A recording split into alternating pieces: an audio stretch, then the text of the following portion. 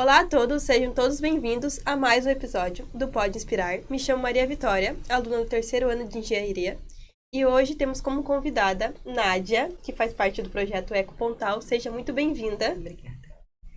Hoje a Nádia vai contar um pouco sobre os projetos que ela faz parte, contar um pouco sobre o Cocodama e contar um pouco sobre a história dela. Vamos para a primeira pergunta. Eu queria saber um pouco sobre a sua história, sobre a Nádia pessoal e a Nádia profissional. Ah, olá a todos, eu sou a Nádia Giacomini, eu tenho 48 anos, sou técnica ambiental e hoje, na parte profissional, eu estou à frente, né, juntamente com uma parceria com a Unespar, do reaproveitamento do coco verde, do projeto Nossa Praia Mais Limpa e Sustentável. Como pessoa, eu sou aqui do Paraná mesmo, sou de Chopinzinho, eu sou filha de agricultor e aos 18 anos eu fui morar em São Paulo. Fiquei lá de 96 a 2014, quando vim morar pro litoral. Minha trajetória aqui no litoral já, foi a minha pegada para sustentabilidade.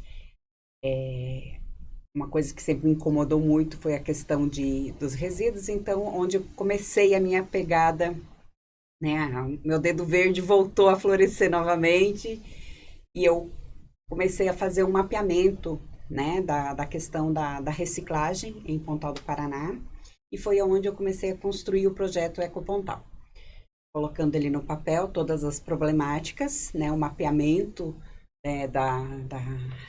dos pontos de coleta, de recepção do reciclável, e entender o porquê dessa logística, a deficiência, entre a coleta e do porta a porta e tudo mais.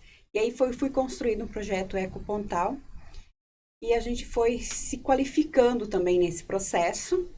E hoje o meu objetivo é que a Eco seja uma cooperativa de referência como uma cooperativa resíduo zero. Eu me qualifiquei também em relação a isso. Eu faço hoje, dentro do Instituto Lixo Zero Brasil, eu posso fazer certificação, e consultoria Lixo Zero. Então, esse é o objetivo da gente em relação à cooperativa. Então, fazer uma gestão integrada, de fato, de resíduo, onde a gente faz a coleta, segregação, transformação e venda. Nossa, muito interessante. E como que veio a ideia de fazer o Cocodama? O Cocodama, ele nasceu, dentro do projeto que a gente, em 2022, nós passamos pela incubadora social. A gente foi uma das ONGs da primeira fase, que chegou até a fase final.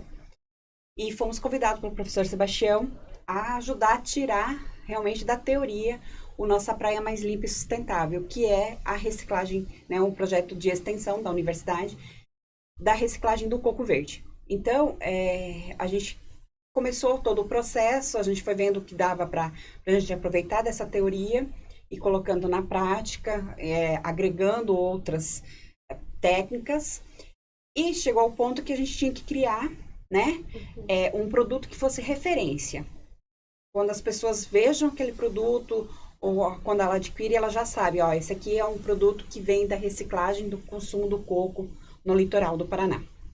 Então, todo esse pensar, temos a fibra. O que a gente vai fazer com essa fibra? Algo, Como a gente não tem, até então a gente não tinha equipamentos para isso, então tinha que ser algo artesanal mesmo. Então, a gente aproveitou a técnica da Kokedama, que é a bola de musgo, uma técnica oriental. A gente substituiu o musgo pela fibra do coco. E a gente foi trabalhando esse processo todo, que a gente chegou nesse produto final que nós temos hoje. E ela trouxe até uma amostra pra gente do Cocodama, que ela fez uma muda de pimenta. Que, por sinal, você até estava me falando antes da gente começar a gravação, que todo esse cordão aqui, é de algodão, que dá para plantar assim mesmo, Você disse. Então, quando a gente pensou no produto referência, a gente pensou que fosse algo totalmente sustentável. Então, quando a gente entrega para a pessoa o produto final, a gente não inclui nada de embalagem, tudo que vai aqui ele é biodegradável. Então, tem a fibra, o barbante é fibra de algodão, né? Então, o barbante de algodão normal e a planta. Então, a gente não utiliza nenhum produto que possa ser nocivo para o meio ambiente. Então, se essa planta morrer e for descartada em qualquer local, por exemplo, né? Não for encaminhada para uma composta, porque morreu a planta, eu posso pôr na composteira essa fibra. Eu faço compostagem, eu posso pôr na composteira, não vou perder, né? Ou posso enterrar, ou mesmo reaproveitar essa fibra e pôr outra planta aqui, sem problema algum. Ah, mas eu não quero mais do jeito que está a minha plantinha, eu quero colocar num vaso. Você não precisa tirar nada, da forma que ela está aqui, você retira, você põe no vaso, precisa complementar com um pouco de substrato ou terra, você pode complementar sem problema algum, não precisa retirar nada. O cordão vai se decompor e a fibra também, com o tempo, ela vai se decompor. Né? Então, aqui é tudo orgânico, né? E passa a ser um nutriente até para a planta. Muito legal, muito interessante. E eu queria saber qual que foi, quando deu o clique que você queria, tipo, seguir isso, seguir essa carreira que você está seguindo agora. Então, como eu nasci na roça, né? Então, a gente sempre teve contato com a natureza, com o meio ambiente. E mesmo o período que eu morei, né? Mais de 20 anos em São Paulo, eu sempre tive meu pequeno espaço, né? O meu jardim era em vaso, né? Por falta de ter espaço para terra, mas nunca deixei de ter plantas por conta disso. Sempre fiz separação de lixo, né? Do resíduo, que hoje a gente não utiliza mais o termo lixo, é resíduo. Lixo é somente o que não tem mais reaproveitamento, então e ele passa a ser rejeito. Então, a minha vinda né, a partir do momento que o litoral passou a ser minha casa, né, meu ambiente de vivência, é o meu legado, né, o que eu vou deixar. E aí começa todo esse processo, né? A gente tem um litoral maravilhoso, praticamente a gente pode classificar ele como intocado ainda, né? Sem muito, não sofre tanta agressão humana, mas se nós não nos conscientizarmos em relação a isso, daqui a pouco o nosso litoral também ele pode ficar degradado e a gente tem que contribuir para isso. Então, um pouco que eu faço, né, eu acredito que possa ser sim um legado de exemplo para quem está chegando, para quem quer se inspirar, para quem quer fazer. Porque a gente começa cuidando do nosso quadrado, para a gente conseguir ampliando, saindo daí do nosso quadrado e para o nosso bairro, do bairro para a cidade, e aí a gente vai ampliando esse processo de disseminação da conscientização em relação ao meio ambiente, ao cuidado. E você também estava falando que você também faz parte de um projeto de reciclagem, né? Que você falou que você cuida tanto do social como do empresarial para as mulheres ou homens afins de fazer a reciclagem. Você podia falar um pouco sobre esse projeto? Então, a Eco, né, o objetivo dela é ser uma cooperativa resíduo zero. Dentro desse objetivo, o que a gente tem que fazer? A gente faz coleta, segregação. A gente não faz venda. Então, a gente tem que fazer a transformação onde você agrega valor, né, a um produto. E quando você transforma esse produto, você precisa qualificar pessoas. E é neste momento que a gente trata o social. Porque a gente não consegue tratar apenas o ambiental se a gente não incluir o social. E como que a gente faz isso? É tratando o social. É dando oportunidade para o social. Ele precisa... E muitas vezes, quem hoje está na coleta seletiva, na captação do reciclável, né? São pessoas que elas não têm oportunidade de um trabalho ou por falta de estrutura mesmo para ter um emprego formal. Então, a reciclagem é um meio de um momento vago, né? A gente tem muitas mulheres, nesse sentido, mães solo, que é para complementação de renda. Então, ela se obriga a fazer um horário para ela catar o reciclável, leva para casa, então ela aí busca o filho na escola, leva o outro muitas vezes, né, por conta de não ter um horário dos dois ficarem, né, ao mesmo tempo, e o período também, porque a carência de vaga de creche também para essas mães é muito grande, e o horário também de creche que é inviável para uma mãe arcar com uma carga horária de trabalho Sim, formal. que é das 7 a 11 horas. Tipo, não tem como, né? Né? Ainda quando pega das 7 às 11, né? E Sim, muitas vezes é das 8 às 11. sim, Quem é que trabalha das 8 às 11, né, no mercado formal? não tem Não como. tem condições. E um salário mínimo que essa pessoa vai ganhar, como que ela paga aluguel? Ela vai pagar alguém para ficar com essa criança, ou seja, ela está pagando para trabalhar. Então, ela recorre à reciclagem, muitas vezes para complementar uma pensão, um Bolsa Família, né, um benefício social. E ela precisa, porque as crianças têm demanda, a gente tem demanda. E quando a gente pensa no processo de transformação, a gente está qualificando essas pessoas, a gente está dando oportunidade. E no dar essa oportunidade, a gente está qualificando. E se essa pessoa tiver condições de sair dali, ela pode voltar normal para o mercado de trabalho porque ela passou por qualificação. Ela teve a oportunidade de se atualizar, né?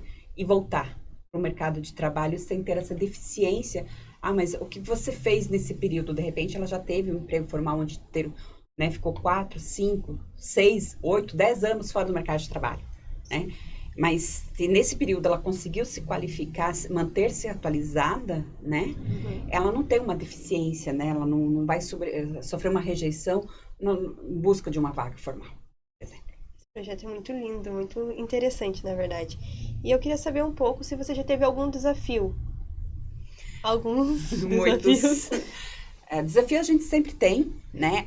Aqui mesmo, o projeto do Coco, né? Pra gente, vamos falar dele que pra gente tirar ele da teoria, colocar ele na prática, a gente vem vindo junto com o professor Sebastião, para ter uma ideia, o próprio professor, né? O projeto que começou lá em 2017, a gente já está em 2025. Agora a gente vai começar que a gente conseguiu equipamentos de fato para a gente beneficiar esse coco da forma mais industrializada, para a gente ter sair, né, do manual, Uhum. do artesanal totalmente, porque é como a gente estava trabalhando, porque é uma filosofia que eu carrego comigo, faça seu melhor dentro das condições que você tem. Sim. Então, condições que a gente tinha era trabalhar de forma artesanal, então trabalhamos da forma artesanal. Agora a gente conseguiu esse recurso, a aquisição desses equipamentos, né? Então, aí agora a gente vai passar por esse processo, né, do industrial. Então, as pessoas que estarão inseridas agora nesse processo, todas serão qualificadas para fazer o manuseio desses equipamentos, né?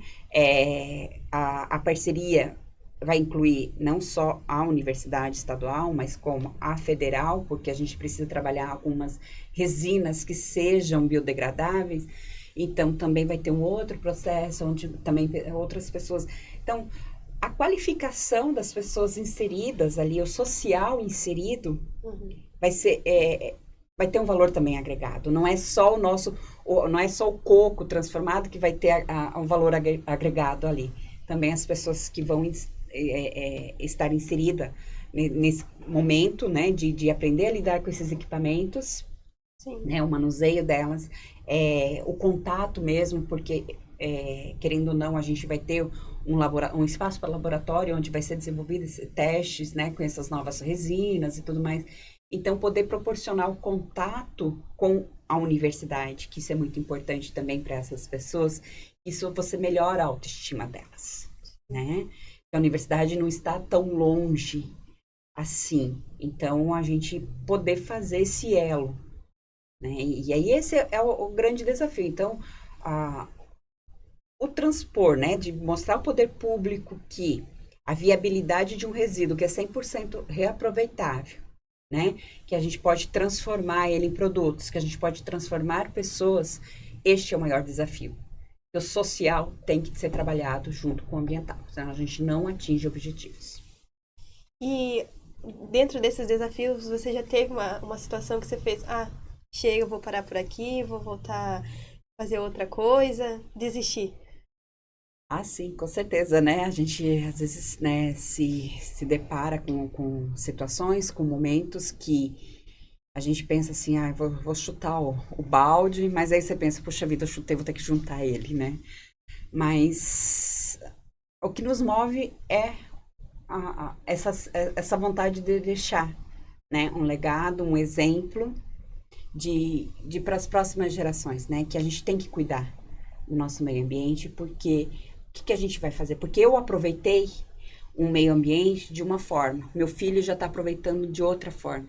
Como que vai ser os filhos deles, as próximas gerações que estão por vir, né? Então, e hoje a gente vive uma geração do consumismo. Nós temos que mudar este conceito do consumismo. O consumo consciente é a chave da virada. Para a gente ter um meio ambiente mais equilibrado, não é só a gente colocar, né, no mercado carros elétricos, mudanças, né, mudar para uma energia mais alternativa e tudo mais. A gente tem que mudar a nossa consciência de consumo. O povo acha que sustentabilidade e meio ambiente é só pegar o lixo, colocar na lixeira da cor certa e tá tudo bem, mas, tipo, a gente tem muito além disso, né? É muito além disso, porque, assim, aí é um mito que a gente tem que quebrar. Sim. O mito principal. Porque, assim, não precisa, às vezes, o poder público, ele pega, coloca lá aquela série de lixeiras, né? Todas coloridas. Muita gente nem sabe para qual cor serve. Sim. E também não há necessidade, porque isso é um mito. O que a gente tem que fazer? Nós temos que estimular as pessoas a separar no mínimo em 3 frações, que é orgânico e que seja encaminhado para compostagem, o reciclável e que seja de fato encaminhado para reciclagem, e o rejeito. Mas para isso a gente tem que orientar, ter uma educação ambiental integral, né? E aí isso que você vai fazer com que as pessoas façam essa separação, porque mesmo que a pessoa seja a mais certinha, a mais correta possível, ela saiba separar tudo certinho, cada resíduo na cor adequada. Mas aí vem o caminhão da coleta, ele joga tudo, vai tudo junto, né? E mesmo sendo o caminhão da reciclagem, que está indo levar para uma cooperativa, está indo levar para uma associação, vai chegar lá, o pessoal vai ter que segregar novamente. Então, assim, precisou fazer essa separação? O trabalho que essa pessoa teve resolveu? Não. Hoje, para a gente começar a aumentar esse nível de 4% de reciclagem do país, dentro do que a gente produz de resíduo, a gente tem que estimular as pessoas a separar, né? Da forma adequada, não misturar orgânico ou rejeito junto com o reciclável, né? Fazer o básico, no mínimo. Os nossos colegas, eles tiveram um projeto e eles fizeram uma lixeira para jogar papel. Só que lá na faculdade, né, colocaram, o nome era Repaper e tudo, só que ninguém respeitava. Tipo, eles colocaram papel, tudo, só que tinha comida, e o zelador pegava tudo e jogava tudo misturado com os lixos orgânicos que a gente tinha da cantina, tipo. Porque o papel, na verdade, ele contaminou. Então, assim, ele perdeu o valor de reciclagem dele, né? Então, como a gente coloca. Você tem que pegar o básico. Se você já coloca para fazer já mais, né? Então, todo mundo tem que ser educado para fazer o máximo. Sim. Mas como não estão todos educados para isso, a gente tem que começar com o básico. Que é assim que a gente começa na escola. A gente não começa na universidade. Sim. A gente começa lá no jardim de infância e segue o passo a passo até chegar na universidade. São ciclos, né? Exatamente. E para a gente trabalhar essa questão de separação de resíduos, a gente tem que trabalhar dessa forma. A gente tem que fazer o passo a passo. Porque conforme as pessoas vão... Porque não é só a pessoa em casa. O poder público também tem parte nisso. Né? A empresa que o poder público contrata para fazer essa coleta também tem parte disso. Um dia a gente, quem sabe, chega a ser um Japão da vida. Sim. Né? Um sonho que, né, a gente espera não ser tão distante assim. Mas, se não somos ainda isso, vamos começar com o básico, nossa educação básica. Mas ela tem que ser integral. Né? O ambiental e o social, eles têm que ser de forma integrada. E como que começa isso? Fazendo o básico. Né? Então, ter lixeiras em quantidade adequada para que seja para essa disposição de resíduos, né? O horário ser mantido para que as pessoas coloquem no horário certo, né?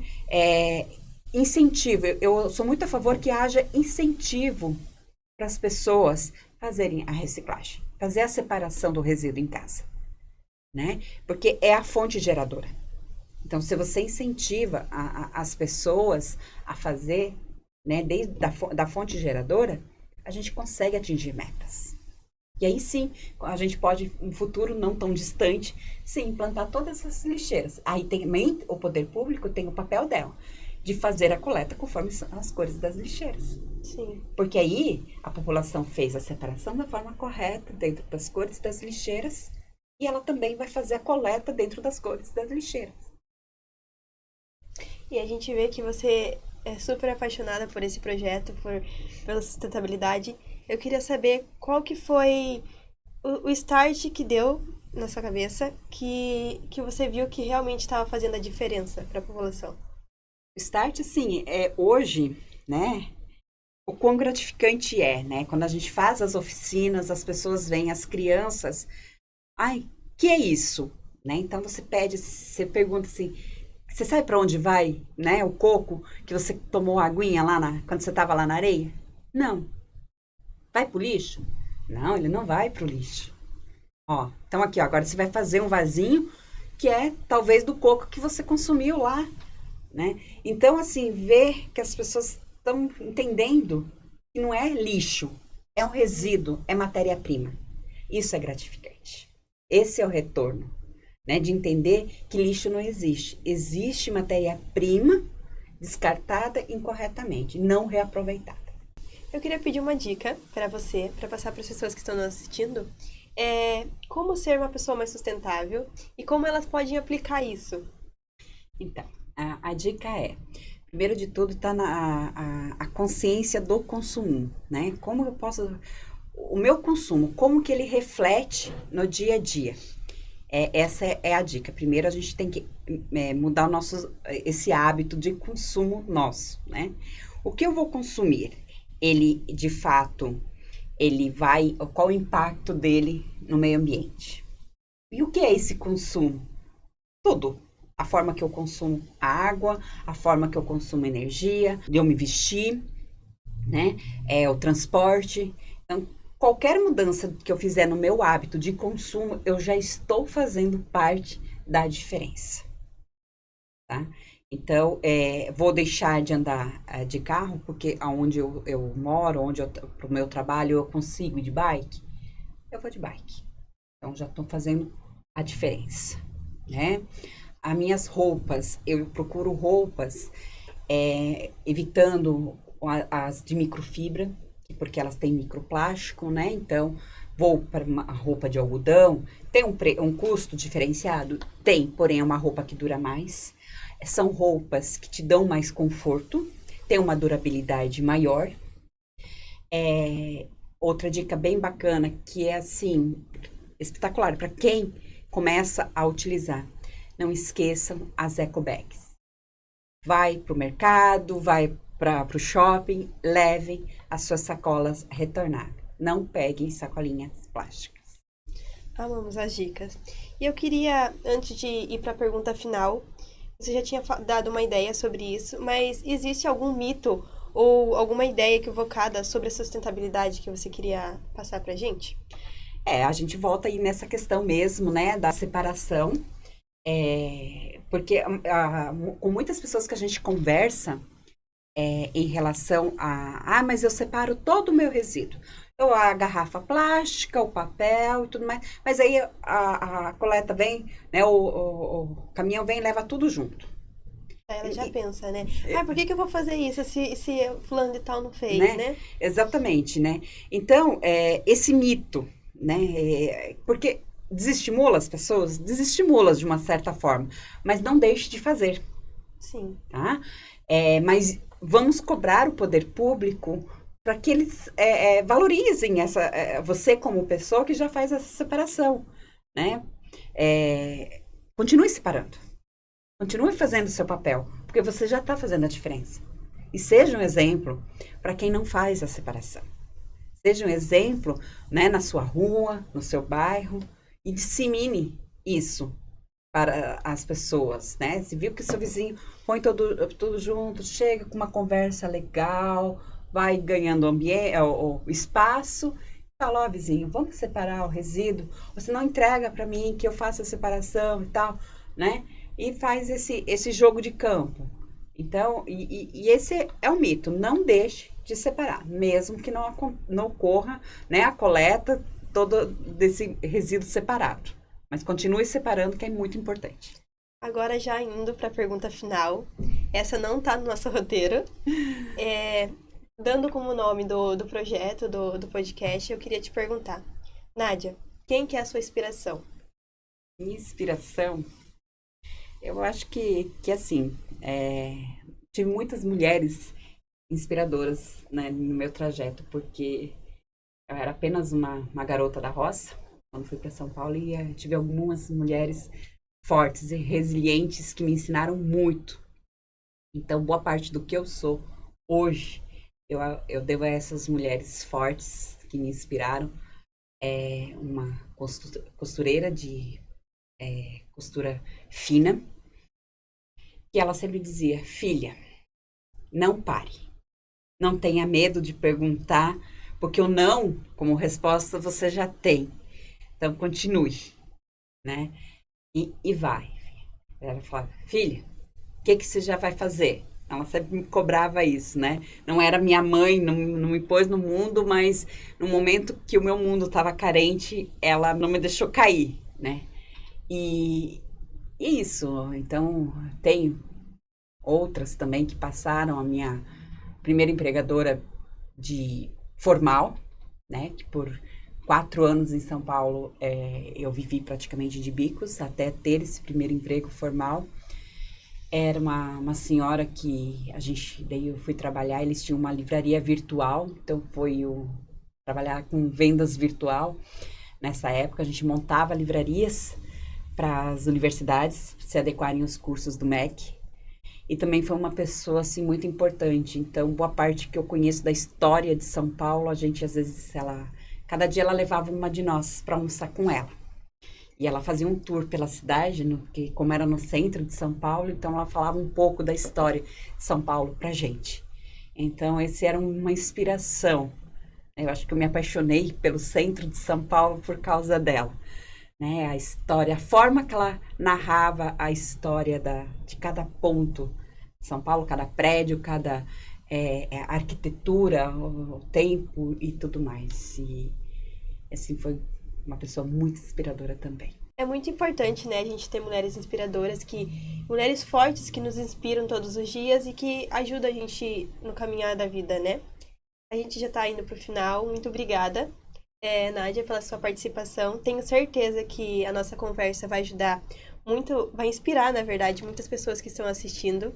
Queria que você deixasse para as pessoas o nome do seu projeto, para elas seguirem nas redes sociais, para saberem um pouco sobre o Eco Pontal, sobre o Cocodama. Pode falar para eles, por favor.